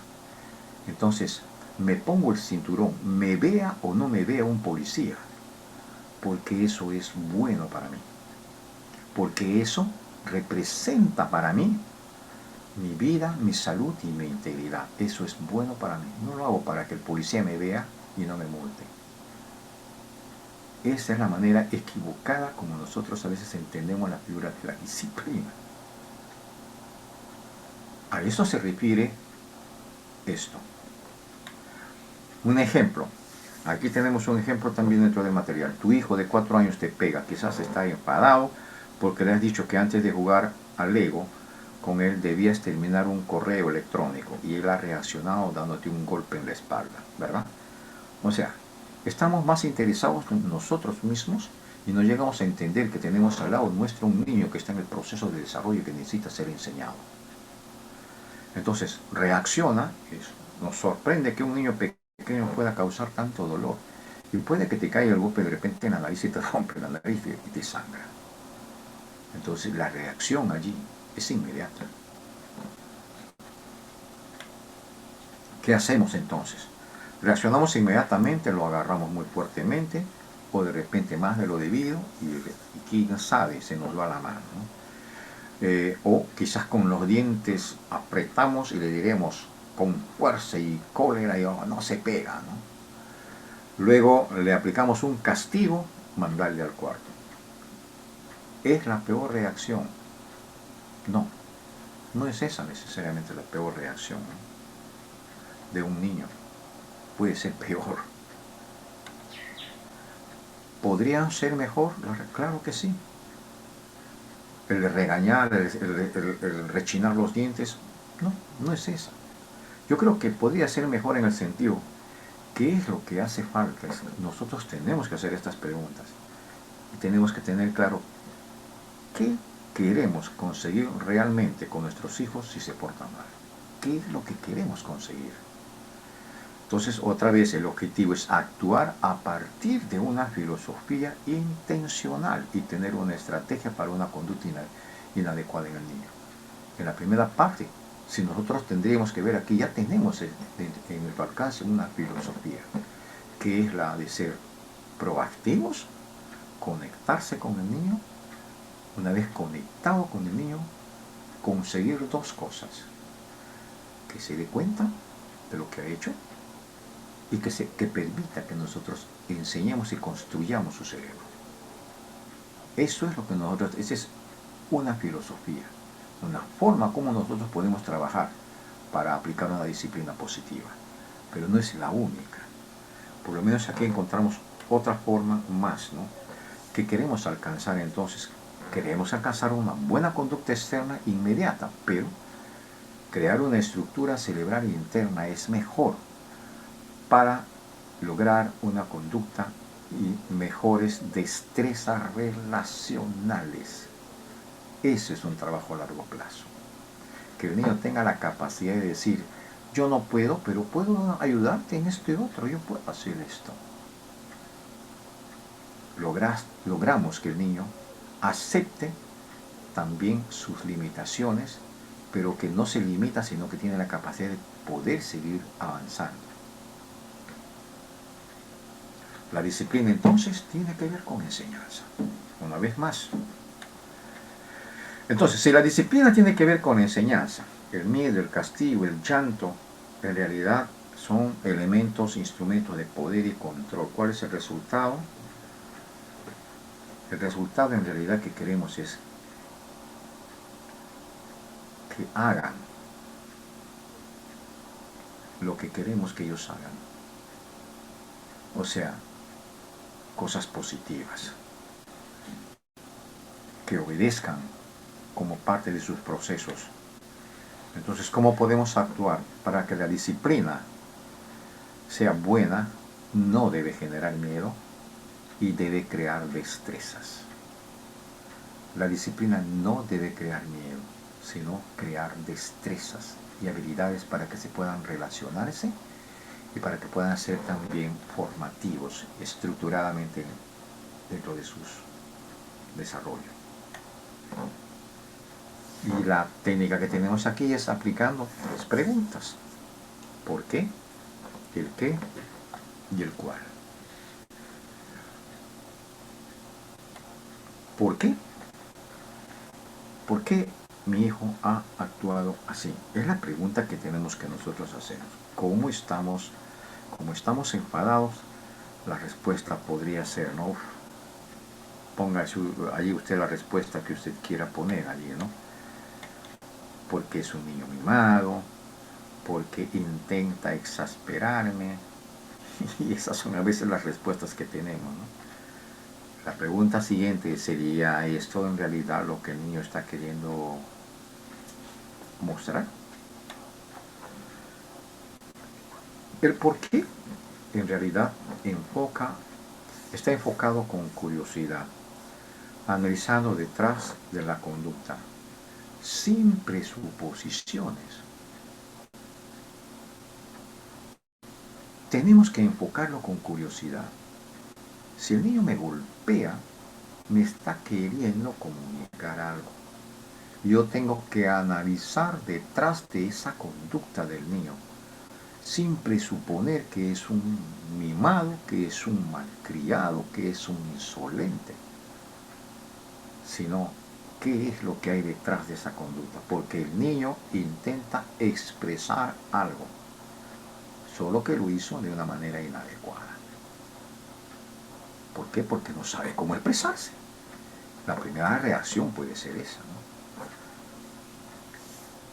Si entendemos esto, podemos responder con más eficacia y compasión. Interesante esto, eficacia y compasión, porque no estamos nosotros frente a animalitos, sino frente a niños que necesitan ser enseñados, educados, construidos cerebralmente. La siguiente pregunta que nosotros debemos hacernos es, ¿qué lección quiero enseñar en este momento? ¿No? Frente a la situación que el niño está teniendo. En el caso de Michelle, por ejemplo, ¿es el autocontrol? Claro que sí. En el caso de Mateo, es el autocontrol. El hecho de que lo regué pudo haber venido de papá. Papá, yo quiero jugar, pero ellos no me permiten jugar. Hacia autocontrolado. Esto es lo que nosotros, ¿qué lección queremos enseñar en este momento? O la importancia de compartir, como les estoy poniendo el ejemplo de la mamá que le decía al niño que la niña que viene comparte su yogur y él tenía que compartir sus juguetes. o de una actuación responsable, de saber decir un sí adecuadamente o un no adecuadamente, o obedecer sobre algunos encargos y mandados que le da, o lo que uno quiera, que lo que sea que uno quiera enseñar, que el niño, por ejemplo, haga algunas tareas que uno le encarga, que pueda hacer las tareas del colegio necesariamente sin que estar uno correteándole, sino que el niño sabe que lo que tiene que hacer es bueno para él. ¿Qué lección quiero enseñar en ese momento? Y finalmente tenemos la pregunta ¿cuál? ¿Cuál es el mejor momento para enseñarle esa lección? Lo que Abel nos estaba compartiendo, ¿y qué pasa si el niño en ese momento corre? Frente a lo cual, por ejemplo, ¿cuál es el momento para enseñar? A mí me gusta poner esta enseñanza de ciertos métodos que a veces se aplican, a veces también los aplicamos se han hecho los ensayos con animales, ¿no? Y yo recuerdo las veces que hemos tenido animalitos, me preguntaban, ¿y cómo logras amaestrar a tu perrito, ¿no? Es sencillo, ¿no? Por ejemplo, el perrito cuando está en el proceso de ser cachorro, destroza lo que encuentra. Pero si el perro ha destrozado lo que encuentra, y tú lo ves después y el perro está feliz por allá durmiendo, no puedes hacer mucho. No lo va a relacionar. Ya no es el momento. Tú tienes que ver en qué momento está haciendo la travesura que está haciendo, y en ese momento sí, pues ese es el momento en el que tienes que corregir. No puede ser después. Entonces, por ejemplo, cuando yo quería enseñar que tiene que hacer en cierto lugar sus deposiciones, yo enseñaba al perro en el momento que hacía la evacuación en el lugar no adecuado. Allí le corregía al perro. Y el perro me lograba entender. Cuando un niño está haciendo algo inadecuado, si es en este momento el que tengo que corregirlo, lo hago en este momento. Pero si no es el momento, yo puedo tomar algunas alternativas. Pongo un ejemplo. Si el niño, por ejemplo, está haciendo la travesura en casa, con visitas, yo puedo tomar al niño, pedir disculpas a la visita, y me voy con el niño de la manera más tranquila, sin mostrar ningún aspaviento. Le digo, vamos, hijito, un rato arriba. Cuando llegamos allá, me siento con el niño y le explico. Ese es el momento en el que tengo que corregir. ¿Cuál es el mejor? Ese es el momento. Y el lugar no es delante de la persona, sino fuera del espacio donde está haciendo la conducta inadecuada, para que el niño no sienta vergüenza y no pase vergüenza. Es importante esos detalles. ¿Cuál es el momento para enseñar esta lección? El cual. Cuando estamos dentro del cual, entonces lo que les estoy mencionando por adelantado es tener en cuenta la edad, la fase de su desarrollo y el contexto, que es lo que les estaba explicando. La edad es importante. Si el niño, si hace un ambiente en donde hay otras personas y corre el riesgo de que el niño pueda pasar vergüenza, ahí, por ejemplo, la edad puede ser de pequeño, puede ser de adolescente, infante, tiene que buscarse un lugar adecuado para que no pase vergüenza, porque no podríamos llamar la atención o hacer una disciplina positiva delante de sus amigos, por ejemplo, salvo que esto tenga que ver con la afectación del tercero. Entonces, uno puede llevarle aparte y explicarle al chico que tiene que hacer un proceso de reconocimiento sobre la conducta inadecuada, y luego él tiene que acercarse a hacer ese desagravio, ¿no? O sea, uno tiene que entrar dentro de estos procesos: edad, fase de su desarrollo y contexto.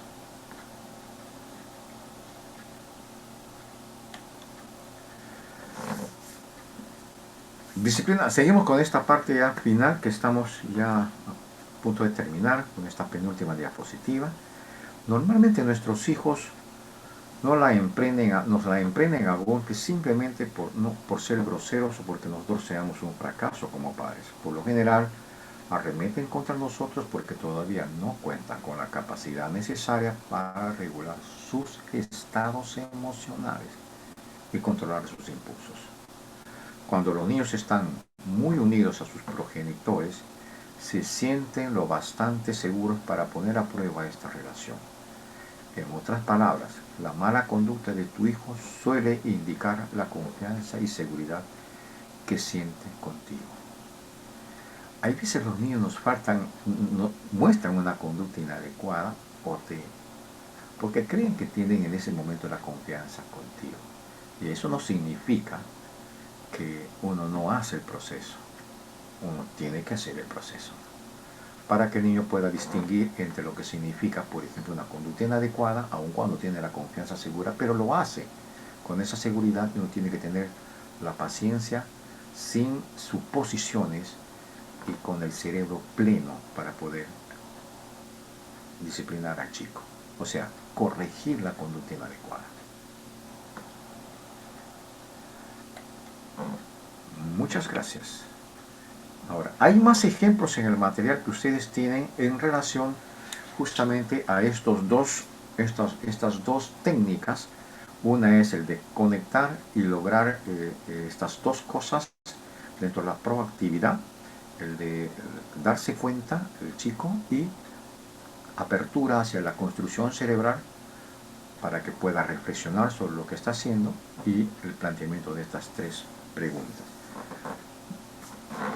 Ahora sí, dejamos otra vez para preguntas sobre el tema.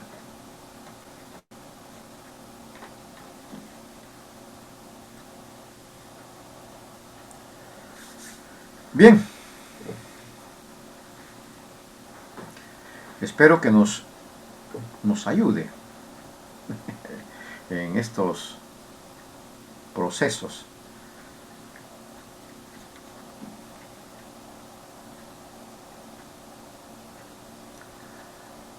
Ok, estamos listos para preguntas.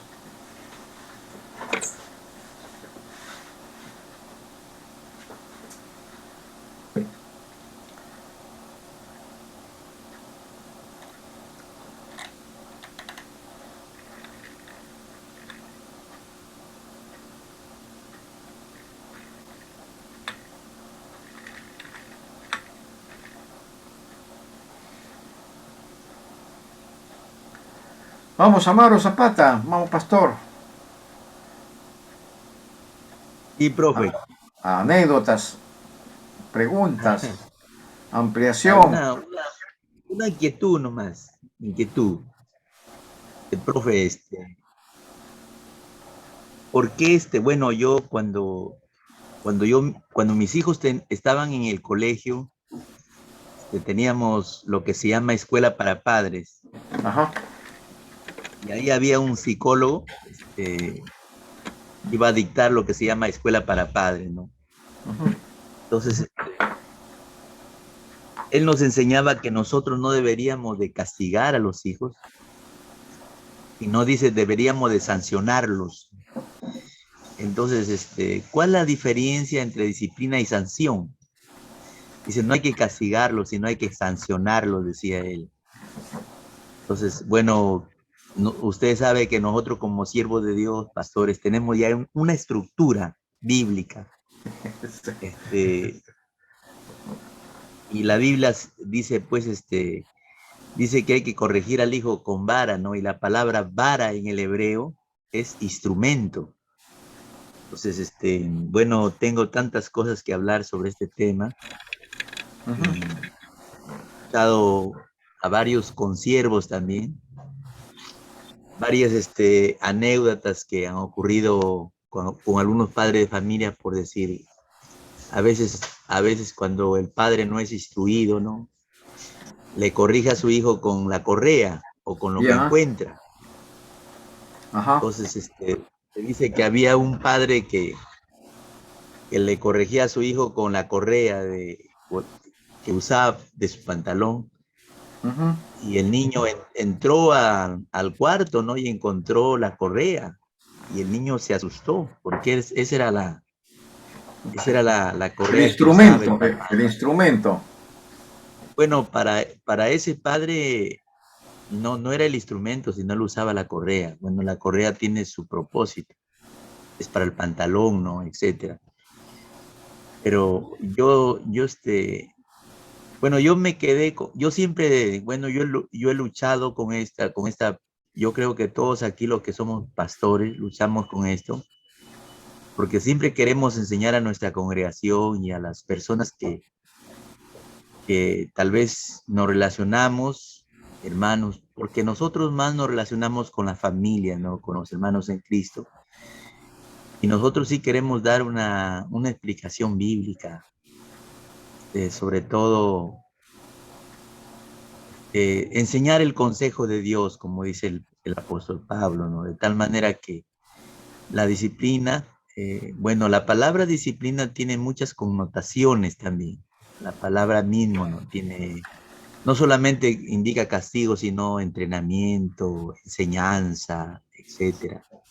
Ujú. Pero yo tenía esa inquietud, ¿no? ¿Por qué, digamos, la psicología enseña de que no debemos de castigarlos, sino sancionarlos?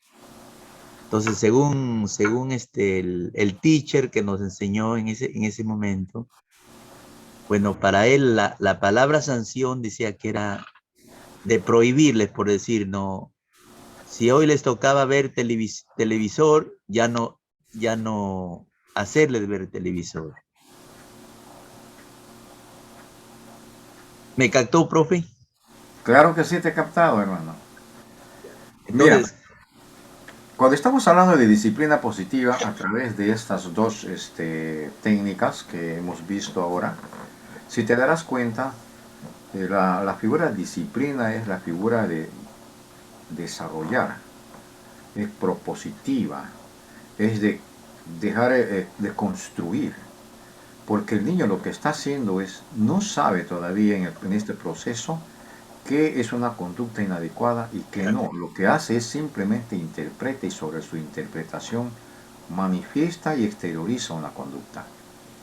Si el niño no logra comprender por qué tiene este proceso, por qué pasa por este proceso, por sí mismo no va a dar un paso de cambio de conducta. Entonces, si yo aplico el sentido que nosotros entendemos respecto a castigo, la pregunta obvia sería, si yo golpeo al niño, ¿lograré construir en su cerebro? ¿O imprimiré miedo para que haya una corrección de conducta? Sería la pregunta. Y por allí va lo que tu teacher decía en ese entonces. Ahora, por un lado. Por otro lado, hay dos textos que siempre los pastores me sacan, así como usted me lo está comentando. Y mencionaba, por ejemplo, dice con vara. La traducción en el hebreo es, sí, es correcto, es la vara. Pero interesante, cuando uno hace la investigación sobre el contenido y el propósito de ese instrumento, voy a poner la pizarra. Voy a suponer que este es el pastor, ¿ya?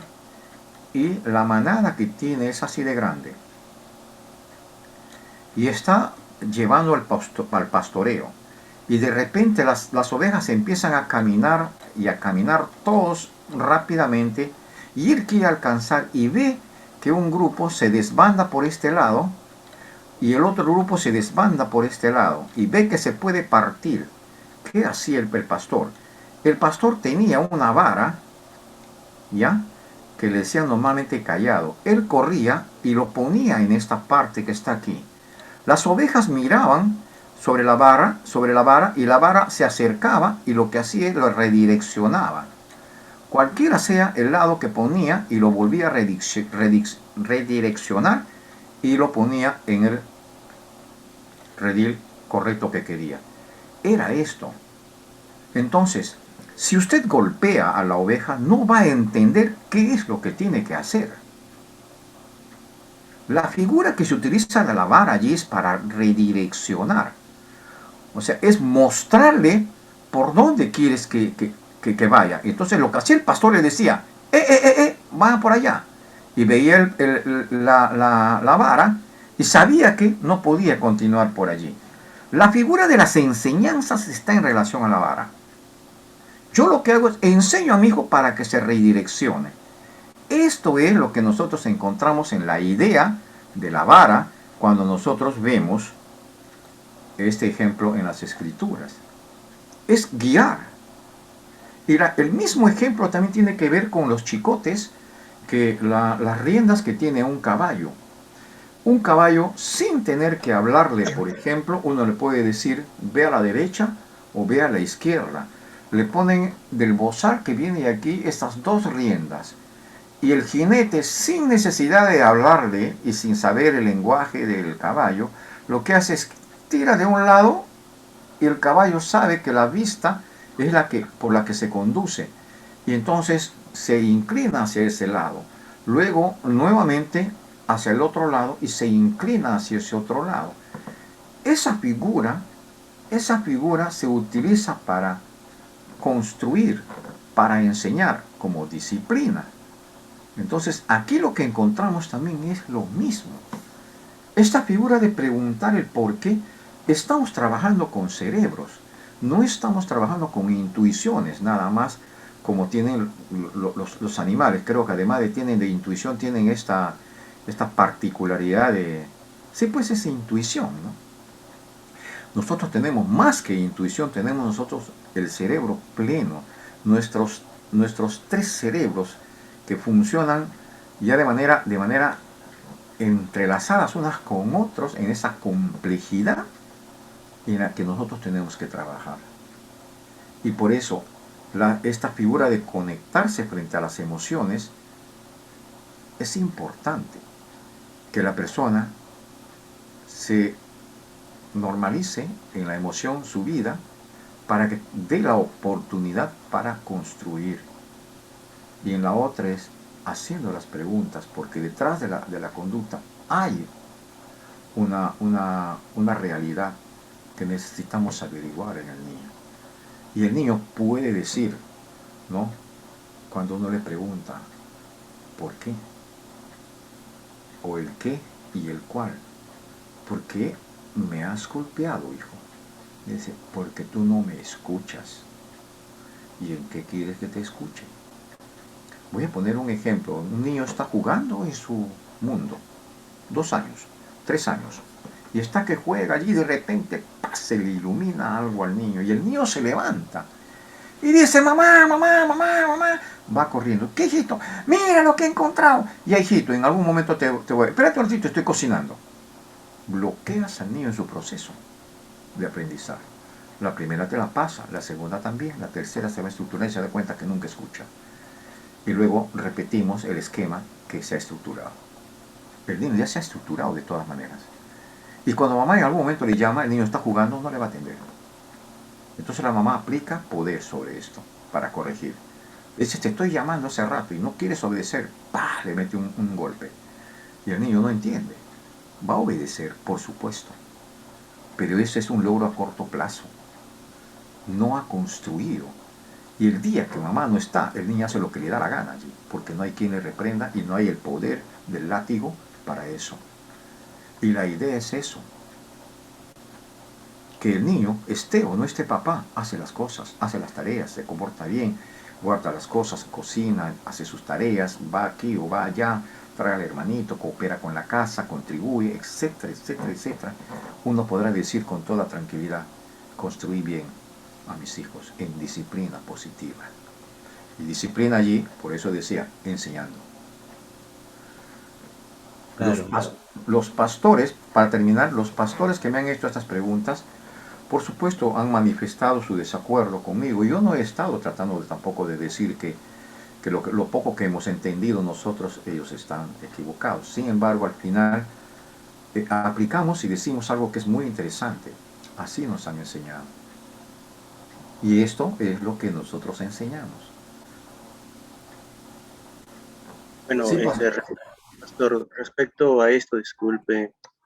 sí, Bueno, si bien es cierto, nosotros tenemos una tenemos ya una manera, de acuerdo a Ya. nuestra filosofía, lo que conocemos de la Biblia, los principios Ujú, bíblicos. ujú. Pero sin embargo, podemos aprender algo, ¿no? El ejemplo que decía de la multa, ¿no? Yo justamente en estos días tuve un encuentro, bueno, un operativo hubo de la policía y estaban constantemente poniendo multas, Ujú, multa tras multa tras multa, ¿no? ujú. Y bueno, yo les decía, ¿no sería mejor que ustedes, en lugar de estar colocando muchas multas, deberían estar enseñando a la gente acerca de las infracciones como para que puedan ellos conocer y cuán necesario es, por ejemplo, usar un casco, eh, y así de esa manera evitar que la gente se amargue, porque la gente cuando le ponen una multa, lógicamente lo primero que hace es reaccionar negativamente frente al policía y genera, como dice, miedo, Sí, rechazo, ¿cierto? sí. Pero sin embargo, yo recuerdo hace muchísimo tiempo, hace más de 5 años atrás, me colocaron una multa por no llevar el casco. Y claro, eso me molestó un poco porque lógicamente que pagar una multa tiene un costo, pero después de eso yo pude comprender de que verdaderamente colocarse un casco es por el bien de la salud de uno. O sea, Ujú. uno, lógicamente, que un accidente a uno le va a ayudar, ¿no? Entonces yo creo que se genera un aprendizaje y yo creo que la disciplina tiene que ver con eso. Justamente leía el módulo 307 que hemos estado estudiando y decía que entre los principios de las teorías del aprendizaje son importantes para producir conductas adecuadas, ¿cierto? Conductas adecuadas. Entonces, hay algo muy positivo de aprender de esto, pero lógicamente que como pastores nosotros también tenemos principios, ¿cierto? Y bueno, respetamos.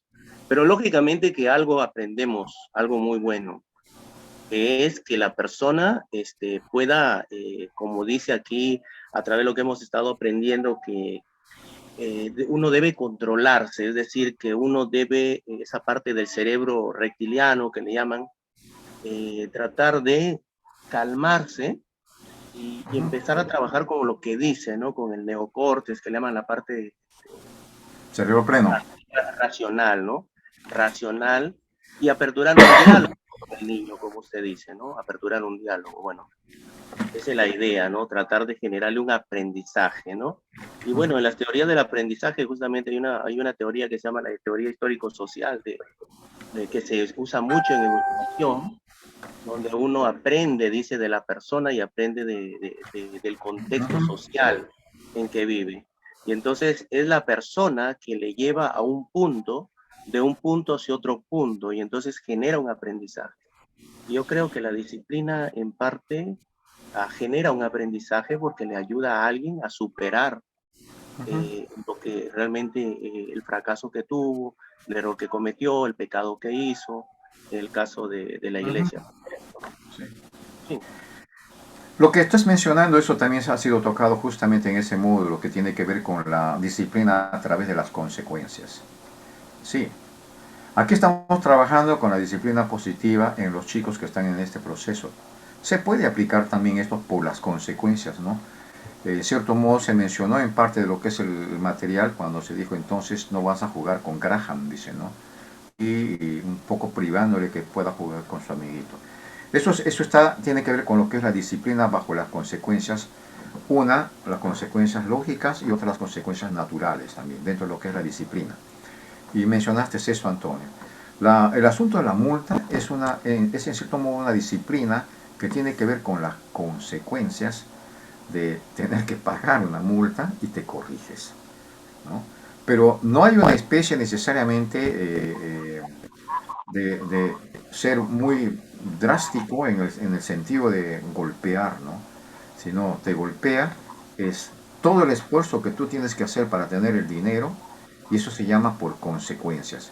Tú has tenido que pagar una multa y uno se corrige. Sí. Hay muchas variantes dentro de la disciplina, ¿no? Esta es una también, lo que hemos visto ahora. Sí, hermanos, ¿algo más? Bien. Si no hay, entonces...